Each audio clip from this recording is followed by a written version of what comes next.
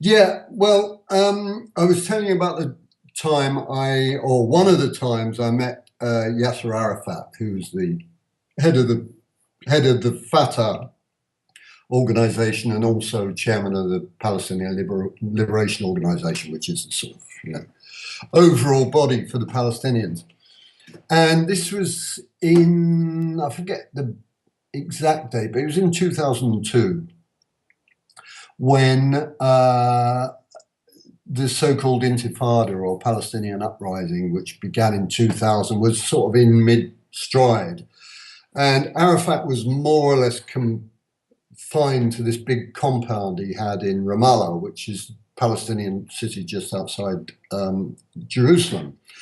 And because one of one's routine task was always to try and get an interview with Arafat, because after all, he was the big cheese, and it was good play for a newspaper if you could get an interview with him. The only trouble was he never actually said anything that he hadn't said a million times before.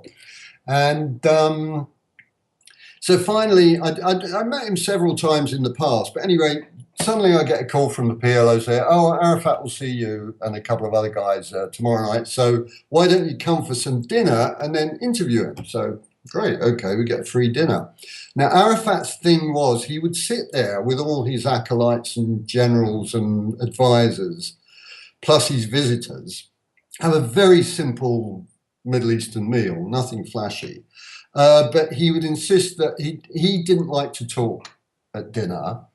And he didn't really like other people to talk, but they did anyway. So you had all these Palestinian officials pontificating about this, that, and the other. And here's Arafat, sitting quietly munching his food. And I happened to be sitting on his left. So he sort of nodded and smiled and got on with the meal. And then suddenly I saw this wizened little hand come in front of my face with the white of a hard-boiled egg in it. And I looked round and he was smiling and offering me the hard-boiled egg. So you can't refuse, can you? So I took the hard-boiled egg. Thank you very much. Very nice, But a minute later, the little wizened hand comes across again. He gives me more hard-boiled egg. He obviously thought to himself, this guy really likes hard-boiled eggs. Anyway, I had about 3 bits of hard-boiled egg. Then the dinner broke up and we went upstairs to his office. And indeed, we sat down and he answered every question in platitudes and the usual stuff that we'd heard a million times before, nothing specific about what was happening in the uprising. So anyway, I thought, well, great. And my desk at the Financial Times were terribly excited because, we got an interview with Yasser Arafat. I said, well, the trouble is he didn't say anything. So they said, well, give us a colour piece, about the whole thing. So obviously I wrote about 700-800 words, most of which were about the hard-boiled egg incident, right? And this got a great play, being fed hard-boiled eggs by Yasser Arafat.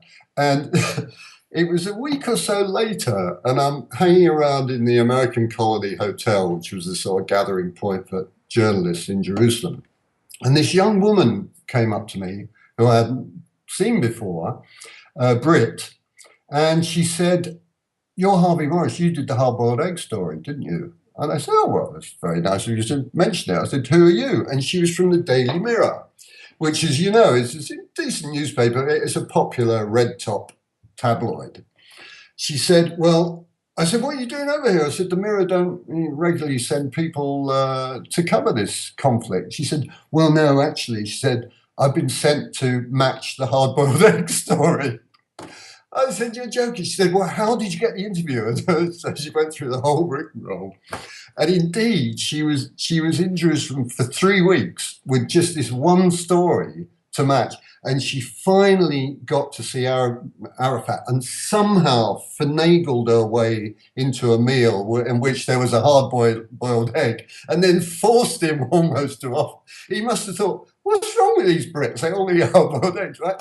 So she had the story, which was run over like 8 pages of the Mirror, all about Arafat and hard-boiled egg. Anyways, I was first, right?